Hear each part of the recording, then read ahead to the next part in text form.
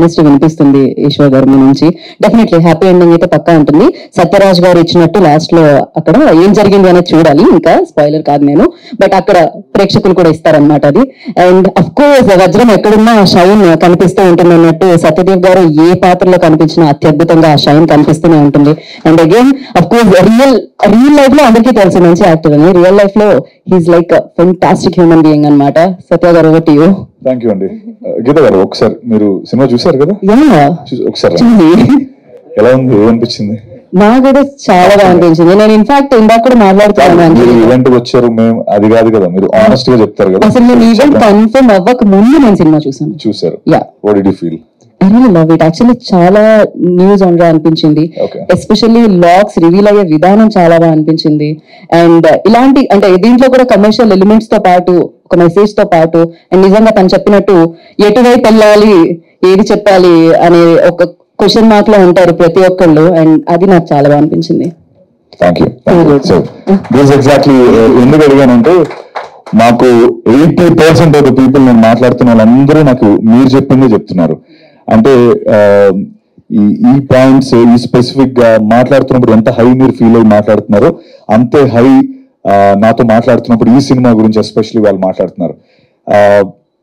Thanks to my darling, my buddy Eshwar Karthik. ఎందుకంటే ఈ cinema ద్వారా నన్ను రాటు తేల్చేసాడు మనిషిగా. నేను మనిషిగా A to B ట్రాన్స్ఫార్మ్ అయిపోయాను ఎవ్రీ విచ్ వే. అంటే అది నాకు ముందు కొంచెం కాన్ఫిడెన్స్ తక్కువ ఉండేది మాట్లాడేటప్పుడు, స్టేజ్ పైకి వచ్చి కొంచెం ధైర్యంగా మాట్లాడడానికి కొంచెం తక్కువ ఉండేది, లేదా అంటే కెమెరా ముందు కొట్టేస్తాను, అది అంటే కొట్టేస్తానని నేను అనుకుంటున్నాను. అక్కడ నాకేం భయం లేదు, కానీ ఇలా మాట్లాడేటప్పుడు లేకపోతే ఎక్కడ దొరక ఇన్సెక్యూరిటీ ఉండేది. బడీ వాట్ యూ థింక్, మనం కొడుతున్నావారా ఏంటి, సినిమా కొంచెం ప్రాసెస్ లో వెళ్తున్నప్పుడు కొన్నిసార్లు ఆగింది, ముందరికి వెళ్తుంది, కొన్నిసార్లు ఏదో నాకు ఇష్యూస్ వచ్చాయి. ప్రతిసారి రాత్రి 2 గంటలకి 3 గంటలకి నేను మాట్లాడుకునే వాళ్ళం. అప్పుడు తను నాకు నా బర్త్డేకి ఒక వీడియో పంపించాడు. ఆ వీడియో ఏంటంటే అందులో రాసిపెట్టి ఉంటుంది అనమాట. అందులో వీడియో సారాంశం ఏంటంటే, trust the process, God's plan. God నీకు ఓన్లీ విజన్ ఒకటే చెప్తాడు, అంటే నీకు ఈ సినిమా హిట్ అవ్వాలి అని మాత్రం నీకు బుర్రలో వచ్చేలా చెప్తాడు తప్ప హిట్ అవ్వడానికి నువ్వు పడే తాపత్రయం, నువ్వు పడే లోటుపాటు, లేకపోతే నీకు పడే బాధలు ఇవన్నీ గాడ్ చెప్పాడు. ఎందుకంటే ఒకళ్ళు చెప్తే నువ్వు ఆ సినిమా చెయ్యవు.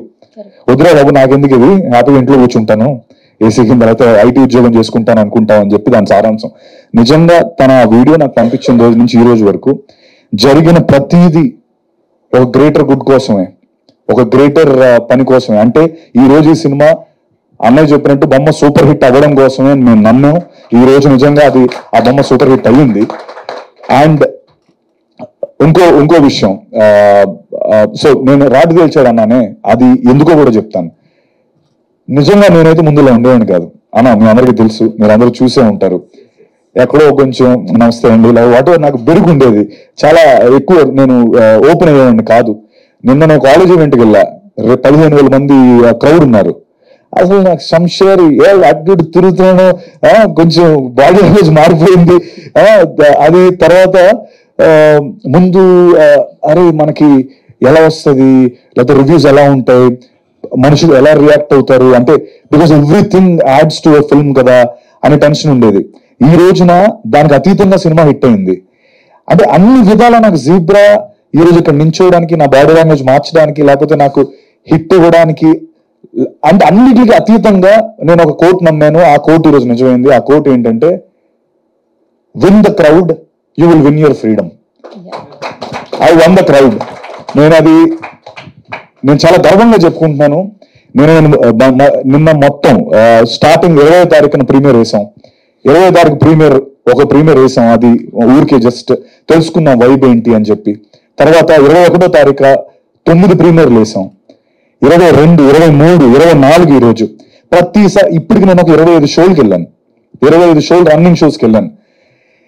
25 డిఫరెంట్ షోస్ లోని ఎక్కడైతే నెంబర్ 1 షోలో ఎక్కడైతే నవ్వుతున్నారో, ఎక్కడైతే హూప్ చేస్తున్నారో, ఎక్కడైతే అరుస్తున్నారో, నిన్న మల్లికార్జున 800 థియేటర్ కెపాసిటీ ఫుల్ అయిపోయింది.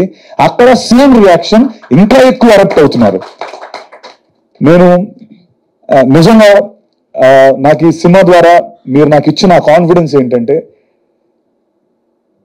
అన్నిటికి అతీతంగా సినిమా ఆడుతుంది, అన్నిటికి అతీతంగా సినిమా ఆడుతుంది అన్నదానికి నాకు మీరు చాలా కాన్ఫిడెన్స్ ఇచ్చారు. ఈ మాట నేను ఎందుకు చెప్తున్నానంటే ఏం లేదు, బేసికలీ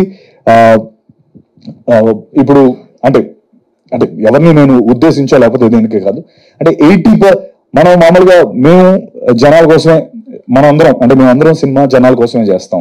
లేకపోతే ఇప్పుడు అంటే ఏం లేదు, బేసికలీ 95%, 80% మా సినిమా పాజిటివ్ వచ్చింది. ఇంకా 95 కూడా తీసేస్తా, 90 తీసేస్తా, 80% పాజిటివ్ వచ్చింది. ఓ 20% నెగిటివ్ ఉంది. అయితే ఈ 20% నెగిటివ్ చాలా నెగిటివ్ ఉంది, అంటే 80% చాలా పాజిటివ్ ఉంది. నాకేమైందంటే అరే మేము సినిమాలు జనాల కోసమే చేస్తున్నాం, మీరు వాటెవర్ రివ్యూస్ అవన్నీ జనాల కోసమే ఇస్తున్నారు, బట్ మా దాంట్లో నాకు అర్థమైంది మేము 80% జనాలు దగ్గరగా ఉన్నాం, మీరు 20% ఉన్నారు దగ్గరగా. 80% మీ రివ్యూతో ఏకీవించట్లేదు. అది ఏదైనా కావచ్చు, అంటే నేను I'm just saying it because I've seen it. ఇది నేను నా ముందు సినిమాలకి చాలా నేను చూశాను, అరే మన సినిమా బాగాలేదురా భయ్, లేదురా వాళ్ళు చెప్పింది కరెక్టే. నేను ఏ రోజు కూడా ఎప్పుడు కూడా నేను దాన్ని కౌంటర్ చేయలేదు, ఎందుకంటే దట్స్ రైట్, వాళ్ళు చెప్పింది రైటే అని అనుకున్నాను. ఈ విషయంకి వచ్చేటప్పటికి లైవ్ చూస్తున్నది వేరుంది, జనాల్లో ఉన్న స్పందన వేరుంది, ఇక్కడ వేరేగా ఉంది. అంత ఆస్మాన్ ఫరక్ నాకు అర్థం కాల. అరే ఇప్పుడు వీళ్ళకి నచ్చకూడదు కదా, వీళ్ళకి ఎక్కడో మధ్యలో 50% ఉండాలి కదా, అటు ఇటు మరి 80-20 డిఫరెన్స్ ఉంది ఏంటి అన్నది కొంచెం బాధ అనిపించింది.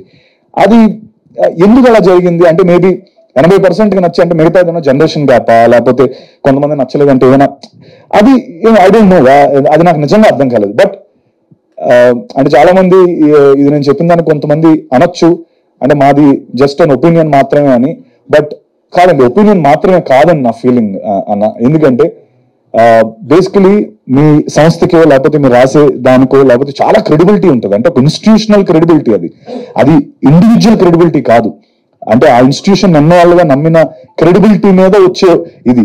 సో అది ఒపీనియన్ కాదు, it's an institution as a whole. ఆ credibility comes from an institution. Opinion is individual but it comes from an institution, కాబట్టి క్రెడిబిలిటీ ఇస్ బిగ్గర్. సో ఎందుకో నాకు అది అఫ్ కోర్స్ నేను ఇప్పుడు మీరు అందరూ అనుకోవచ్చు 80% పాజిటివ్ అంటే ఇంకేంటి ప్రాబ్లం అని చెప్పి, బట్ ఆ ఇన్స్టిట్యూషన్ కి చూసి ఆ 80% అంటే మాకు కొంత తను అన్నట్టు అఫ్ కోర్స్ తను చెన్నైలో ఉన్నాడు, నాతో పాటు రాలా, వాకిన్స్ అదిరిపోయి గురు, నువ్వు వాకిన్స్ మొత్తం మేమంతా అదే పనిలో ఉన్నాం. So it's tremendous response. And ఇంకా నేను నిజంగా ఇందాక అన్నట్టు I one the crowd, I want my freedom. 10 ఏళ్ళుగా కింద మీద పడుతున్నాను.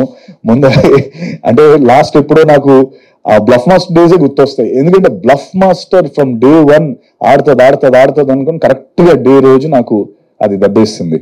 ఆ దెబ్బ నుంచి కోలుకోవడానికి 5 ఏళ్ళు పట్టింది. మళ్ళీ ఇప్పుడు వచ్చా. నాకు మళ్ళీ కొంతమంది ఎవరైతే ఆ అన్నవాళ్ళే ఇది ఓటీటీలో చితగాడేస్తుంది, ఓటీటీలో చితగాడితే అది ఎందుకు ఎవరికి ఇది పూజకు పనికిరాని పువ్వులే అయిపోద్ది. సో ఓటీటీలో ఆడతాయన్న, అవన్నీ జరిగే పనులే, కానీ ఎందుకు ఓటీటీలో అంటే ఏంటి ఆ డిఫరెన్స్ ఏంటి, ఆ డిఫరెన్సియేషన్ ఎలా వస్తుంది అని నాకు తెలియట్లే. ఇప్పుడు వీడొక బ్యాంక్ ఎంప్లాయీ, వీడొక ఇంటి దొంగ, ఇందులో వాడు చేసే దోపిడీ లేకపోతే అఫ్కోర్స్ సారీ నువ్వు చెప్పదన్నావు కానీ, బట్ వాడు చిన్న హీస్ చేస్తాడు, అది వాడు ఇంటి దొంగను ఈశ్వరుడు పట్టుకోలేడు. ఇప్పుడు మీ ఇంట్లో పని మనిషి ఉందన్నా, మీ డబ్బులు ఎక్కడ పడుతుందో ఆవిడ తెలుస్తుంది, తీసేస్తే ఎవరికి ఎలా తెలుస్తుంది, బయట నుంచి వచ్చేవాడు కష్టం. కానీ అందులో మాట సినిమాలో డైలాగ్ కూడా ఉంటుంది, అరే బడి ఇంత చెప్తున్నావు మనం చేయగలం అంటే, రే నువ్వు మర్చిపోతున్నావు, మనం బ్యాంకర్స్, వీఆర్ ఇన్సైడర్స్, నువ్వు ఎందుకు అంత కష్టం అనుకో. He knows in and out, అది ప్రతిదీ తెలుసు. అంత చిన్న లాజిక్ ఎలా మిస్ అయ్యామో అని అనిపించింది. అంటే ఇవన్నీ ఎందుకు అంటే మేబీ ఇంకొకసారి అంటే 80% నచ్చింది కదా, ఈ 20% కూడా ఇంకొకసారి చూడమంటాను సినిమాని. ఎందుకు ఎక్కడో మీరు చిన్న కొంచెం ల్యాప్స్ అవడం లేకపోతే కొద్ది మిస్ అవడం, బికాస్ ప్రతి పాయింట్ ఫస్ట్ హాఫ్ నుంచి సెకండ్ హాఫ్ వరకు పే ఆఫ్స్ ఉంటానే ఉంటాయి. ఎందుకు ఇది పెట్టాడు అన్నదాన్ని సెకండ్ హాఫ్ లో పే ఆఫ్ ఉంటుంది. అది ఏమాత్రం మిస్ అవుతున్నా ఈ పే ఆఫ్ మనకు అర్థం కాదు. See, I'm not denying you might have watched it with right intention only, but ఎక్కడో మేబీ నా లోపల ఒకటి ఉండిపోయింది, ఈ డిఫరెన్స్ కవర్ చేసుకుంటే నాకు బాగుంటుందేమో. మరి అంటే ఇప్పుడు కొంతమంది యూట్యూబర్ రివ్యూవర్స్ ఉంటారు, వాళ్ళు కూడా ఎక్కి పడేస్తుంటారు సినిమాల్ని. వాళ్ళు ఒక వెరీ పాజిటివ్ రివ్యూస్ ఉన్నాయి, ఇటువైపు ఒక ఇది ఉంది. ఏంటో ఈ వ్యత్యాసం నాకు అర్థం కాలే. అందుకనే నేను ఇంతలా మాట్లాడుతున్నాను. జనరలీ నేను I usually don't voice out my opinion, but ఈ ఫిల్మ్ అయితే నాకు అనిపించిందండి. బట్ అగైన్ ఇదంతా ఇంకొక నా కాన్ఫిడెన్స్ మనోడు ఇచ్చిన, ఇందాకన్నా నేను రాటు తేల్చాడని, దీనికి అతీతంగా నాకు హౌస్ఫుల్స్ అవుతున్నాయి అన్న. దీనికి అతీతంగా నాకు సినిమా ఆడుతుంది. అది నాకు చాలా పాజిటివ్ అనిపించింది. అంటే ఎక్కడో అరే ఆ బెరుకు ఆ భయం అన్నది నాకు ఈ సినిమా తీసింది. And yes, I'm open for discussion. నేను ఇంకా మేబీ ఎందుకు నచ్చలేదని నేను పర్సనల్గా కూడా మీతో మాట్లాడతాను కానీ, బట్ ఎక్కడో ఈ గ్యాప్ని కవర్ చేసుకుంటే నా సినిమా ఇంకా బాగా వెళ్తుంది, అండ్ చాలా బాగా వెళ్తుంది, అండ్ ఇంకా దానికి మించి ఆడుతుంది అన్న విషయం నేను నమ్ముతున్నాను. ఈశ్వర్ కార్తిక్ చెప్పింది నిజంగా. ఇందాక 5 ఏళ్ళు తను కింద మీద పడి తెలుగు నేర్చుకొని తెలుగులో సినిమా చేయాలని నేను ఆయన మేబీ నేనేదో ఇక్కడ స్టార్ అనుకుని ఉంటాడు. ఆయన తెలియదు కుర్రాడికి, అక్కడి నుంచి వచ్చాడు ఈ అమ్మాయి ఇడితో చేస్తే అయిపోద్దని. మరి కష్టాలు తెలియవు. Thank you buddy, thank you so much. Because scripts like these are అంటే యూజువలీ నా వరకు రావు. అది పాపం తను ఏదో అక్కడి నుంచి ఏదో బాగా కింద మీద పడి చేస్తున్నాడని నా దగ్గరికి వచ్చాడు. అది నేను పట్టుకున్నాను. ఆ పట్టుకున్న రోజు నుంచి పాపం ప్రాబ్లం స్టార్ట్ అయ్యాయి మనోడికి. ఈ రోజు వరకు కూడా అంటే ఒక నమ్మొచ్చాడు, చెప్తున్నా నమ్మొచ్చాడు. ఈడేదో తనన్నా అంటే thank you for saying that, but they love me so much, అంటే they love me here very much. And ఇక్కడే గెలుస్తాను ఈశ్వర్, గెలిచేసాం ఆల్రెడీ, మనం ఇక్కడే గెలుస్తాం, నో డౌట్ అందులో. Thank you very much. And ఎన్నోళ్ళు నువ్వు కష్టపడి, అండ్ ఇంకొక దాంట్లో కూడా తెలుగు డైరెక్టర్ అయి ఉంటే ఇంకా బాగా చేసేవాడు అని ఏదో ఒకటి చదివాను. అది కూడా కొద్దిగా బాధ అనిపించింది. ఎందుకంటే నో డిస్రెస్పెక్ట్ ఫర్ ఎనీవన్, అది పాపం తెలుగు నేర్చుకుని కింద మీద పడి అంత దూరం వచ్చి ఈజీగా చెన్నై టు హైదరాబాద్ ఒక 500 సార్లు తిరుగుంటాడు. నాకు తెలిసే 500 ఫ్లైట్లు తిరుగుంటాడు ఇతను.